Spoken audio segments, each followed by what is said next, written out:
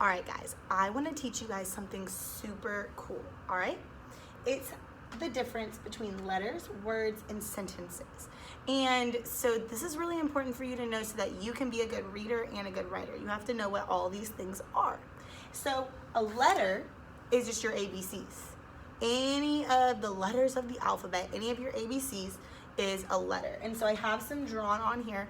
Normally I wish we could be together and we could draw them all together. These are the ones that my class last year drew.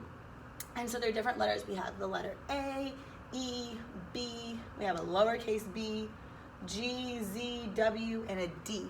Those are all letters. Any of the ABCs, they're called letters, okay?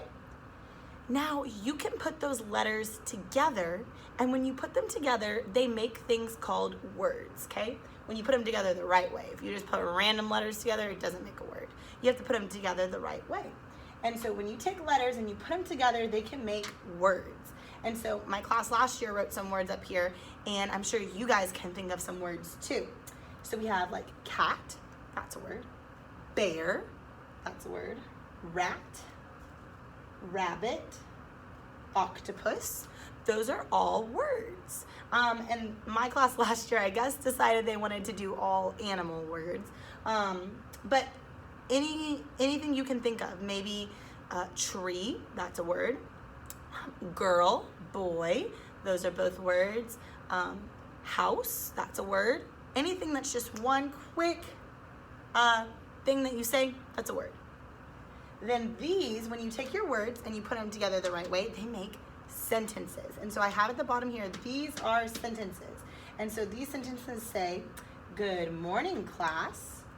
That's a whole thought, right? I'm telling you something whole. If I just told you good, you'd be like, good what? So that wouldn't be a sentence. But when I say, good morning, class, you know exactly what I'm trying to say to you. And so that is a sentence.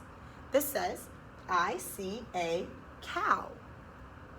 That's a whole sentence. If I were to just say cow, you'd be like, what about the cow? But when I say, I see a cow, you know exactly what I'm trying to say. It's a whole thought. That's a sentence. And this one says, I can read a book. I can read a book. And so that's a whole thought also. So that tells you that that's a sentence. Another way that you can know if it's a sentence or a word is sentences have these things at the end. They're called punctuation marks. Sometimes it's a period, sometimes it's an exclamation point, and sometimes it's a question mark.